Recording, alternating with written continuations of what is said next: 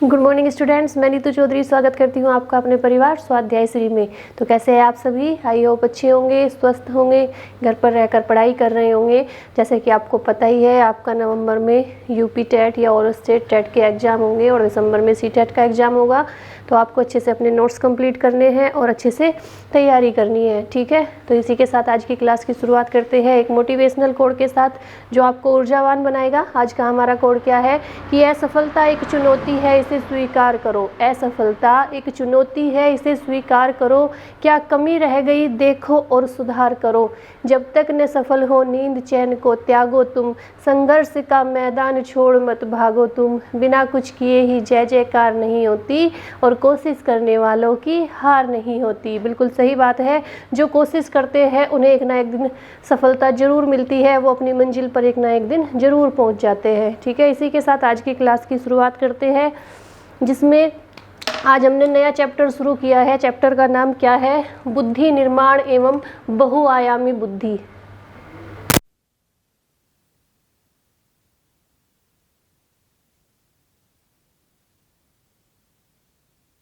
Sorry, ठंड हो गई शुरू और जुकाम लगना हो गया शुरू अब, ठीक है। तो इसलिए अच्छे से कपड़े कुपड़े पहनिए, ठंड से बचिए। त्योहारों का भी सीज़न शुरू हो चुका है और ठंड भी शुरू हो चुकी है। तो आज की हमारा जो चैप्टर है उसका नाम क्या है? बुद्धि निर्माण एवं बहुआयामी बुद्धि। बुद्धि क्या होती है? सबसे पहले हम नॉर्मल शब्दों में, अपने शब्दों में देख लेते हैं कि बुद्धि होती क्या है। बुद्धि क्या होती है? जितनी भी समस्याएं होती है उन्हें हल करना, उनसे समस्याओं को, कठिन से कठिन समस्याओं को, जटिल से जटिल समस्याओं को हम किसके द्वारा हल करते हैं? किसके द्वारा उनका निष्कर्ष निकालते हैं? बुद्धि के द्वारा। बुद्धि ही वह साधन है जिसके द्वारा हम हर समस्याओं का हल निकालते हैं, हर समस्याओं का सामना करने के लिए तैयार होते हैं। नहीं तो जो जानवर है, अगर उनके लिए कोई समस्या है तो क्या वो उसका हल निकाल सकते हैं? नहीं निकाल सकते, क्योंकि उन्हें सिर्फ इतना ही पता है कि हमें यहाँ पे खाना खाना है या जो भैंस गाय होती है दूध देना है, बस इतना उनके अंदर फीलिंग होती है। लेकिन वो अपने इतना दिमाग नहीं होता, इतनी बुद्धि नहीं होती कि उन्हें कुछ सोचना पड़े, कुछ करना पड़े। लेकिन इंसान क्या होता है? मनुष्य ही एकमात्र ऐसा प्राणी है जो अपनी बुद्धि का प्रयोग करके बड़ी से बड़ी कठिनाइयों से निकल जाता है, बड़े से बड़ी समस्याओं को हल कर लेता है। लेकिन जो बुद्धि की परिभाषा दी है वो कुछ मनोवैज्ञानिकों ने दी है अपने अनुसार, कि उन्होंने बुद्धि को किस तरह से परिभाषित किया है। तो आप लोग पेन और कॉपी लेके बैठेंगे और मेरे साथ साथ ही नोट डाउन करते चलेंगे। जैसे मैं आपके बोलती रहूँगी आप उसी तरह नोट डाउन करते चलेंगे। तो सबसे पहले बुद्धि की परिभाषा किसने दी है? स्टर्न ने दी है। स्टर्न के अनुसार बुद्धि क्या है? फटाफट से नोट डाउन करेंगे, ठीक है। बुद्धि व्यक्ति की वह सामान्य योग्यता है। बुद्धि व्यक्ति की वह सामान्य योग्यता है, किसके अनुसार है? ये स्टर्न के अनुसार है, जिसके द्वारा वह सचेत रूप से नवीन आवश्यकताओं के अनुसार चिंतन करता है। यानी बुद्धि क्या है? बुद्धि वह योग्यता है, वह सामान्य योग्यता है जिसके द्वारा क्या करता है? वह सचेत रूप से, सचेत होकर नवीन आवश्यकताएं, यानी जो नई आवश्यकताएं है, उसकी जो नई आवश्यकताएं है, ज़रूरतें हैं, उनके अनुसार चिंतन करता है, ठीक है। कि मुझे किस चीज़ की ज़रूरत है उसके बारे में सोचता है, वही तो बुद्धि है, ठीक है। कि मुझे ये चीज़ चाहिए, मुझे इस चीज़ की मुझे ज़रूरत है, इससे मुझे ये काम करना है। तो जो नई आवश्यकताएं हैं, नई ज़रूरतें हैं उसकी, व्यक्ति की, उनके बारे में चिंतन करता है। इस तरह जीवन की नई समस्याओं एवं स्थितियों के अनुसार, जीवन की नई समस्याओं यानी हमारे जीवन में जो नई समस्याएं आती है और स्थितियां आती है, उनके अनुसार अपने आप को ढालने की सामान्य मानसिक योग्यता क्या कहलाती है? बुद्धि कहलाती है। मान लीजिए एग्जाम्पल के लिए ले लेते हैं, पर आपकी परिस्थितियाँ खराब है, आपके घर में सब कुछ भी अच्छा नहीं चल रहा, ठीक है। लेकिन अगर आप के अंदर आप बुद्धि है, यानी आप एक नॉर्मल इंसान है तो वो क्या करेंगे, उन परिस्थितियों से निपटने का, उन परिस्थितियों का सामना करने का कोई ना कोई हल जरूर निकालेंगे। मतलब उनके अंदर जो बुद्धि है, जिससे व्यक्ति हर समस्याओं का हल निकालता है, उसका प्रयोग करके वे क्या करेंगे, उन परिस्थितियों से निकलने का प्रयास करेंगे, उन समस्याओं से निकलने का प्रयास करेंगे। घर में कोई भी समस्या हो, कोई भी परिस्थिति हो, हमेशा नहीं रहती। कहते हैं ना, जो कल नहीं था वो आज है, जो आज है वो कल नहीं होगा। तो हमेशा हम अपने बुद्धि से, अपने दिमाग से क्या करते हैं, उन समस्याओं को हल करने का प्रयास करते हैं, हल करने की कोशिश करते हैं। ठीक है, तो जो भी हमारे जीवन में समस्याएं आती है, परिस्थितियां आती है, उन्हें हल करना, उनसे निपटना, जटिल से जटिल परिस्थितियों से निकलना क्या कहलाता है, बुद्धि कहलाता है। यानी अगर व्यक्ति उनसे निकल गया तो समझ लो उस व्यक्ति के अंदर बुद्धि है, बुद्धि का निर्माण उसके अंदर हो चुका है, वह सारी समस्याओं का हल कर सकता है।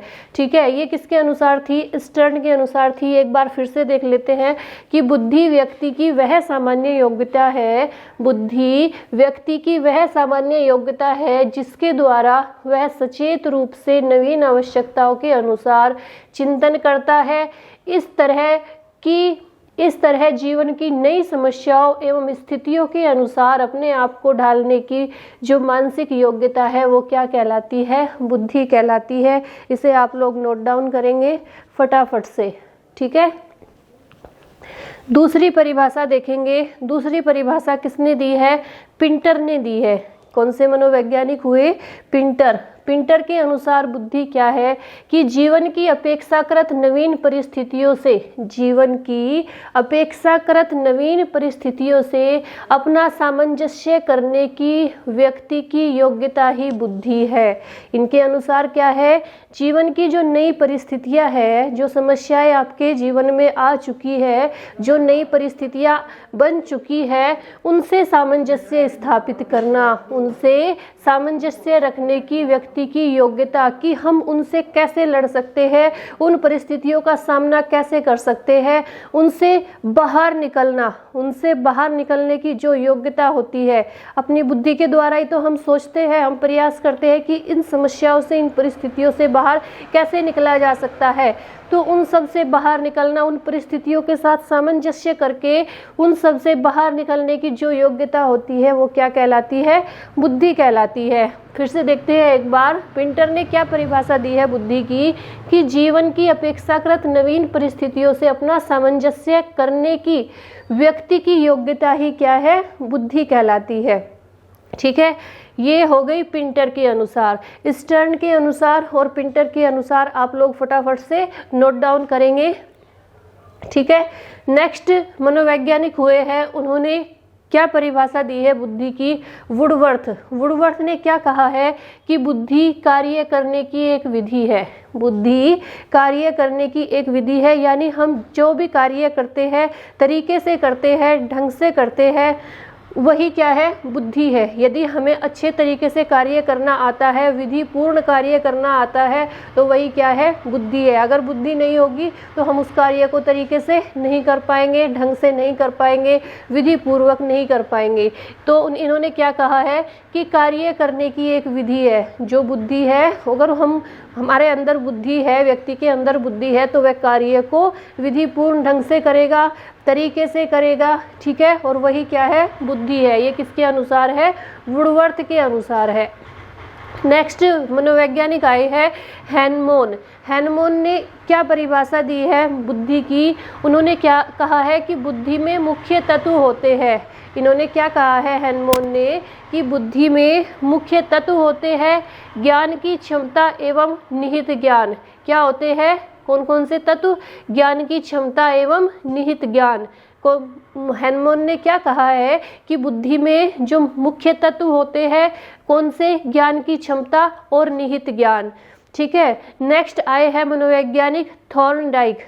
थॉर्नडाइक ने क्या कहा है बुद्धि को, थॉर्नडाइक ने बुद्धि को इस तरह से परिभाषित किया है कि सत्य या तथ्य के दृष्टिकोण से, सत्य या तथ्य के दृष्टिकोण से उत्तम प्रक्रियाओं की शक्ति ही बुद्धि है। यानी सत्य के आधार पर और तथ्य के आधार पर जो दृष्टिकोण हम निकाल पाते हैं, जो हमारा दृष्टिकोण होता है किसी भी काम को, किसी भी परिस्थिति को, किसी भी समस्या को समझने का, उसमें उत्तम प्रतिक्रियाओं की शक्ति, उसमें हम बेस्ट से बेस्ट जो प्रतिक्रियाएं करते हैं उससे निकलने के लिए, वही क्या कहलाती है? बुद्धि कहलाती है। यानी सत्य और तथ्य, तथ्यों के आधार पर अपने दृष्टिकोण, तथ्यों के आधार पर हमारा जो दृष्टिकोण होता है उसमें उत्तम प्रतिक्रिया यानी बेस्ट से बेस्ट प्रतिक्रियाओं की जो शक्ति होती है वह क्या कहलाती है?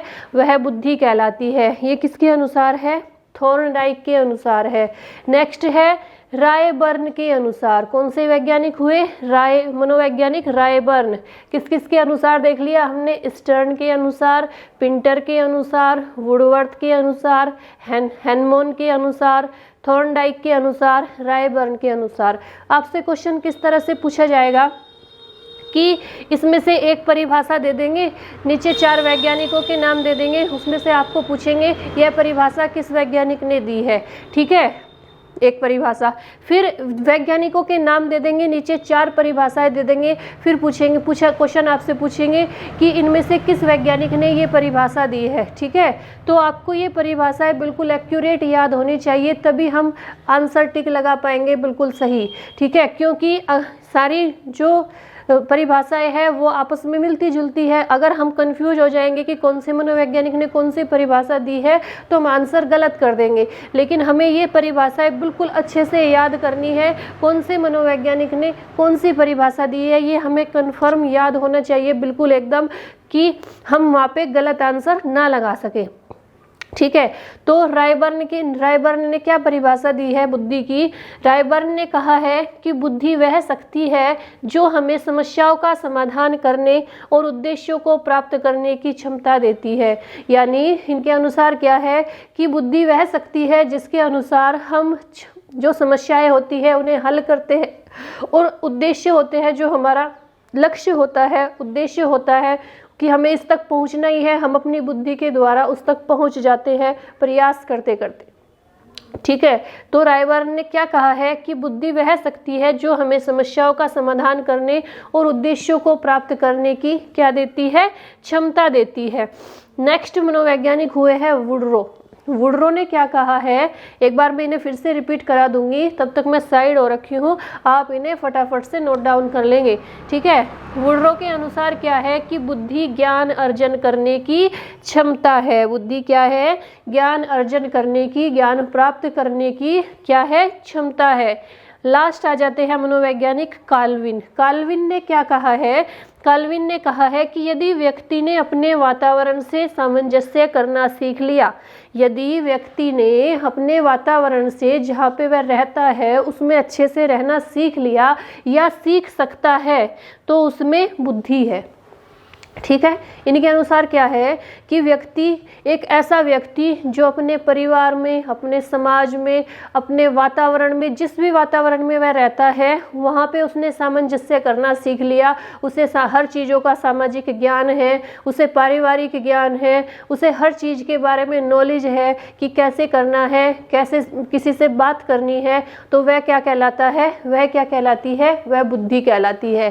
किसके अनुसार? कोलविन के अनुसार कि अगर व्यक्ति अपने वातावरण के साथ सामंजस्य स्थापित करना सीख लेता है या सीख सकता है तो वह क्या है? बुद्धि है। यानी एक ऐसा व्यक्ति जिसके अंदर बुद्धि है वह ही अपने वातावरण के साथ सामंजस्य स्थापित कर सकता है। तो ये कितनी परिभाषाएं हो गई हमारी?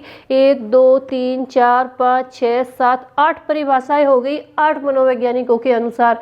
मुझे नहीं लगता इससे बाहर आपसे कुछ पूछा जाएगा बुद्धि की परिभाषाओं के डेफिनेशन के बारे में या कोई से मनोवैज्ञानिक के बारे में। ठीक है, एक बार और फिर से रिपीट कर लेते हैं कि बुद्धि व्यक्ति की वह सामान्य योग्यता है, ये किसके अनुसार है, स्टर्न के अनुसार है, जिसके द्वारा वह सचेत रूप से नवीन आवश्यकताओं के अनुसार चिंतन करता है। इस तरह जीवन की नई समस्याओं एवं स्थितियों के अनुसार अपने आप को ढालने की सामान्य मानसिक योग्यता क्या कहलाती है, बुद्धि कहलाती है। ठीक है, दूसरे मनोवैज्ञानिक कौन हुए हैं, पिंटर हुए हैं। पिंटर ने क्या परिभाषा दी है, जीवन की अपेक्षाकृत नवीन परिस्थितियों से अपना सामंजस्य करने की व्यक्ति की योग्यता क्या है, बुद्धि है। वुडवर्थ के ने क्या परिभाषा दी है कि बुद्धि कार्य करने की एक विधि है। हैनमोन ने कहा है कि बुद्धि में मुख्य तत्व होते हैं ज्ञान की क्षमता और निहित ज्ञान। थॉर्नडाइक ने कहा है कि सत्य या तथ्य के दृष्टिकोण से उत्तम प्रतिक्रियाओं की शक्ति ही क्या है, बुद्धि है। रायबर्न ने कहा है कि बुद्धि वह शक्ति है जो हमें समस्याओं का समाधान करने और उद्देश्यों को प्राप्त करने की क्षमता देती है। वुडरो ने कहा है कि बुद्धि ज्ञान अर्जन करने की क्षमता है। और कोलविन ने कहा है कि यदि व्यक्ति ने अपने वातावरण से सामंजस्य करना सीख लिया या सीख सकता है तो उसमें बुद्धि है। ठीक है, ये हमारी बुद्धि की परिभाषाएं हो गई।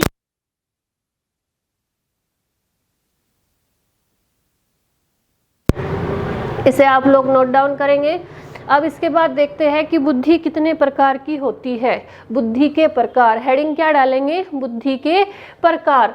तो अनेक वैज्ञानिकों ने बुद्धि के प्रकार अलग अलग बताए हैं, लेकिन हम यहाँ पे डिफाइन करेंगे। E.L. थॉर्नडाइक ने बुद्धि को कितने भागों में बांटा है, 3 भागों में बांटा है, यानी बुद्धि के 3 प्रकार बताए हैं। किसने, थॉर्नडाइक ने।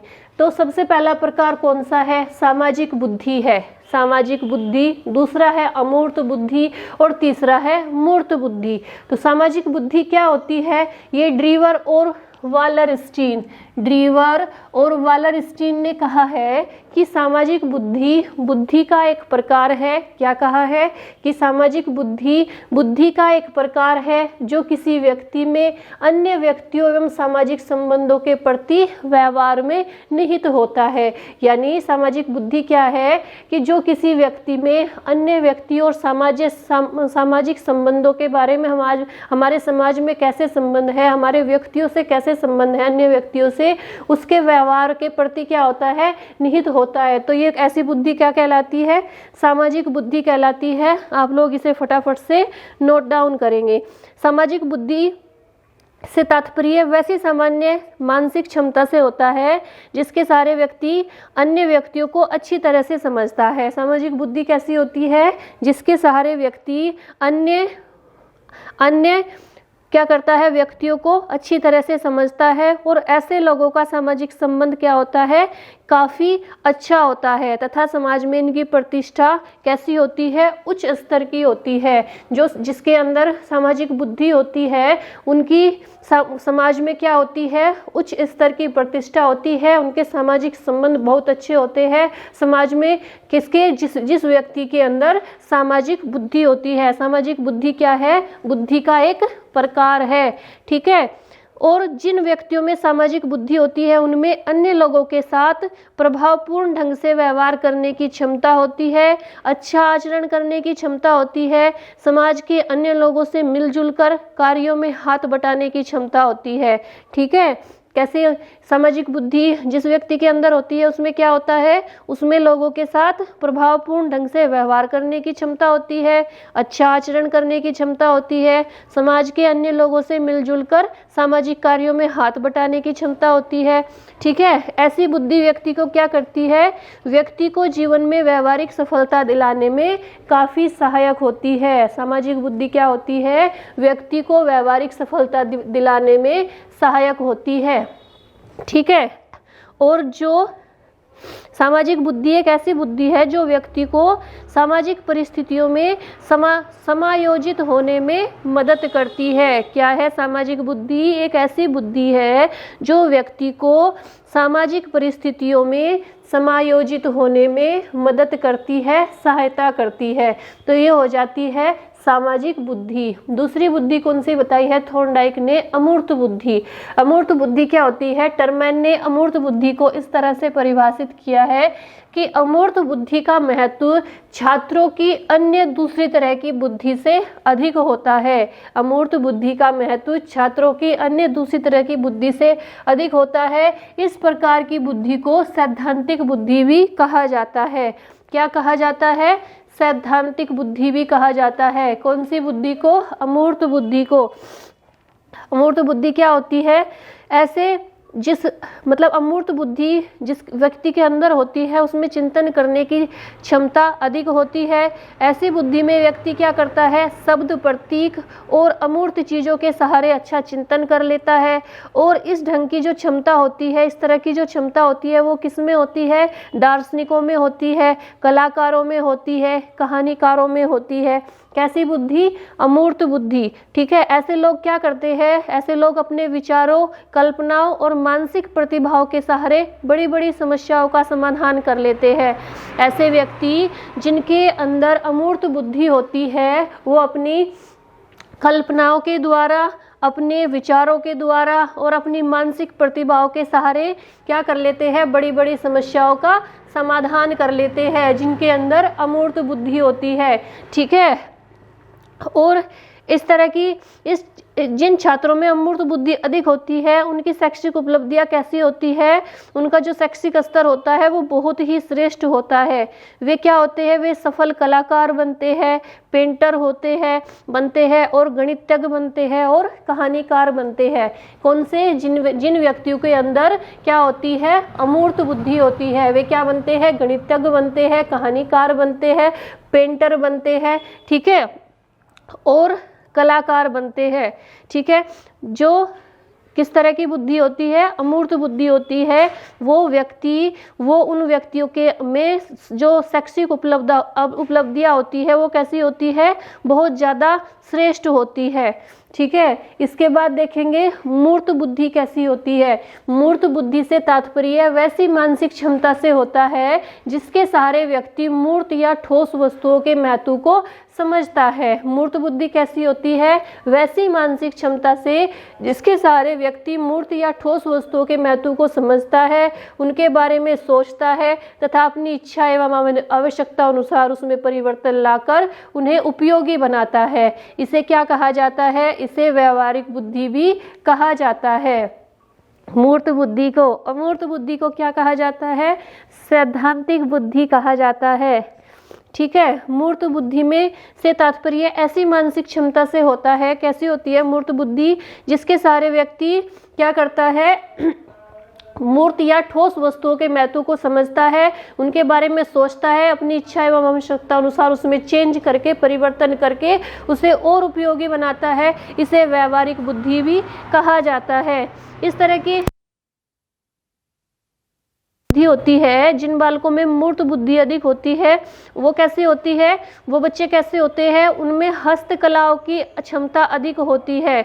यानी वो हस्तकला यानी जो हाथों से कार्य किए जाते हैं उनके अंदर वो जो क्षमता होती है वो मूर्त बुद्धि होती है। जिन बालकों के अंदर, जिन व्यक्तियों के अंदर, उनके अंदर किसकी श्रेष्ठता होती है? हस्तकला की श्रेष्ठता होती है। यानी वो हाथ से किए गए कार्यों में कुशल होते हैं तथा वे आगे चलकर क्या बनते हैं? एक सफल इंजीनियर, एक कुशल कारीगर बनने में सफलता प्राप्त करते हैं। आगे चलकर वे क्या बनते हैं? सफल इंजीनियर बनते हैं या कुशल कारीगर बनते हैं। ठीक है। तो थॉर्नडाइक ने कितने प्रकार की बुद्धि बताई है? 3 प्रकार की बताई है। कौन कौन सी है? सामाजिक बुद्धि, अमूर्त बुद्धि और मूर्त बुद्धि। आई होप आपको ये अच्छे से समझ में आ गई होगी। आप लोग इसे फटाफट से नोट डाउन करेंगे।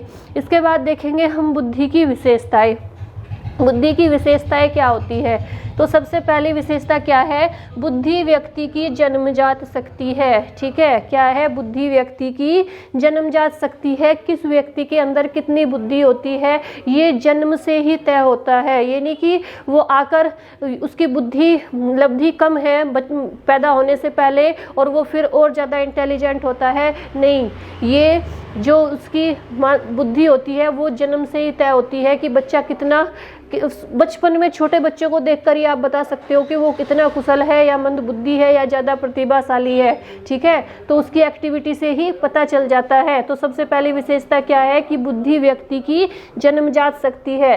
दूसरी विशेषता क्या है, बुद्धि व्यक्ति को अमूर्त चिंतन की योग्यता प्रदान करती है। अमूर्त चिंतन मैंने अभी क्या बताया आपको, अमूर्त बुद्धि के अनुसार क्या बताया था, जिस व्यक्ति में जो अमूर्त चिंतन करते हैं वो कैसे होते हैं, वो उनकी बुद्धि बहुत श्रेष्ठ होती है। और वो किस तरह के व्यक्ति होते हैं, वो गणितज्ञ, कहानीकार, सफल कलाकार, ये सारे व्यक्ति क्या होते हैं, वो बड़े होकर, जिन व्यक्ति के अंदर अमूर्त बुद्धि होती है वो बड़े होकर क्या बनते हैं, गणितज्ञ, कहानीकार, कलाकार आदि बनते हैं, ठीक है। तो जो बुद्धि है वो व्यक्ति को क्या करना सिखाती है, अमूर्त चिंतन की योग्यता प्रदान करती है। तीसरी विशेषता क्या है कि बुद्धि व्यक्ति को विभिन्न बातों को सीखने में सहायता देती है। बिल्कुल सही बात है कि जो बुद्धि है, जिसके अंदर बुद्धि होगी वही तो नई नई चीज़ों को सीखेगा, वही तो नई नई समस्याओं, जो उसकी समस्या है, जो परिस्थिति है, उनसे निकलेगा। जिसके अंदर बुद्धि नहीं होगी वह कैसे सीखेगा नई चीज़ों को, ठीक है।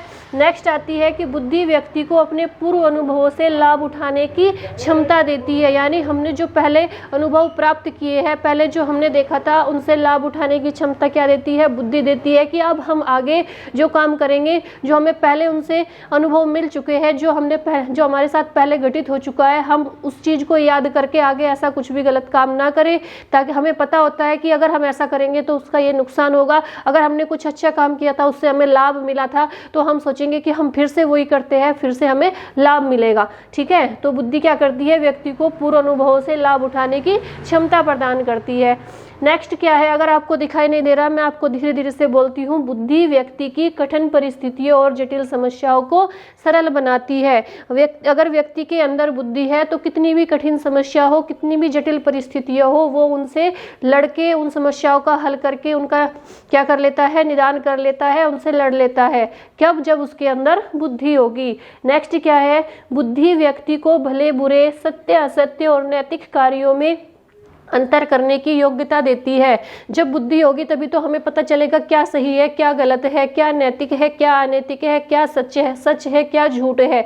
जब व्यक्ति के अंदर बुद्धि होगी तभी वो इन सारी चीज़ों के बारे में जान सकेगा कि मुझे सही का साथ देना है या गलत का साथ नहीं देना, सत्य के साथ रहना है, झूठ के साथ नहीं रहना, नैतिक कार्य करने हैं, अनैतिक कार्य नहीं करने। नेक्स्ट क्या है, प्रिंटर ने क्या कहा है, प्रिंटर के अनुसार, मनोवैज्ञानिक है प्रिंटर, उन्होंने क्या कहा है कि बुद्धि का विकास जन्म से लेकर किशोरावस्था के मध्य काल तक होता है। कब तक होता है बुद्धि का विकास, जन्म से लेकर किशोरावस्था के मध्य काल तक। कब तक किशोरावस्था आ जाती है, जब उसके मध्य काल तक क्या होता है, हमारी बुद्धि का विकास होता है, ठीक है। एक बार फिर से देख लेते हैं बुद्धि की विशेषताएं। बुद्धि व्यक्ति की जन्मजात शक्ति है। दूसरे नंबर पर है बुद्धि व्यक्ति को अमूर्त चिंतन की योग्यता प्रदान करती है। तीसरा है बुद्धि व्यक्ति को विभिन्न बातों को सीखने में सहायता देती है। चौथा है बुद्धि व्यक्ति को अपने पूर्व अनुभवों से लाभ उठाने की क्षमता देती है। नेक्स्ट है बुद्धि व्यक्ति की कठिन परिस्थितियों और जटिल समस्याओं को सरल बनाती है। नेक्स्ट है बुद्धि व्यक्ति को भले बुरे, सत्य असत्य, नैतिक और अनैतिक कार्यों के अंतर करने की योग्यता देती है। और प्रिंटर ने कहा है कि बुद्धि का विकास जन्म से लेकर किशोरावस्था के मध्यकाल तक होता है, ठीक है। इतना हमने आज की क्लास में कर लिया। क्या क्या पढ़ा हमने, बुद्धि की परिभाषाएं पढ़ी, उसके बाद हमने बुद्धि के प्रकार पढ़े और इसके बाद हमने बुद्धि की विशेषताएं पढ़ी, ठीक है। इसके बाद हम जो इसका आगे का बचा हुआ है वो पढ़ेंगे, यानी कल क्या पढ़ेंगे हम, बुद्धि निर्माण के सिद्धांत पढ़ेंगे, ठीक है। तो आज के लिए इतना ही रखेंगे। कल की क्लास में हम फिर मिलते हैं बुद्धि निर्माण के सिद्धांत के साथ। और जैसे मैं आपको डेली बोलती हूँ, वीडियो को शेयर कीजिए, लाइक कीजिए, चैनल को सब्सक्राइब कीजिए। जो नए बच्चे जुड़े, बस अब 1-2 दिन की बात है। अब दिवाली के बाद आपकी जो क्लास होगी, अभी 1-2 दिन क्लास ऐसे ही मैं जैसे अभी डाल रही हूँ वैसे ही डलेगी। उसके बाद आप लोगों की ये इच्छा भी पूरी कर दी जाएगी कि डिजिटल बोर्ड से ही आपको पढ़ना अच्छा लगता है, आपको व्हाइट बोर्ड से पढ़ना अच्छा नहीं लगता। तो हम पूरी कोशिश करेंगे कि आपको डिजिटल बोर्ड से क्लास कराई जाए, क्वेश्चन आंसर की सीरीज लगाई जाए, ठीक है। तो आज के लिए इतना ही रखेंगे। धन्यवाद। और वीडियो को शेयर करना नहीं भूलेंगे अपने दोस्तों तक, अपने ग्रुप में जो भी आप सोशल मीडिया यूज करते हैं, अपने व्हाट्सएप ग्रुप, फेसबुक ग्रुप जो भी करते हैं, प्लीज़ वीडियो को शेयर कीजिए। सिर्फ 5 मिनट निकालिए, क्योंकि आप लोगों के सपोर्ट के बिना कुछ नहीं हो सकता, ठीक है। तो आज के लिए इतना ही रखेंगे। धन्यवाद। जय हिंद, जय भारत।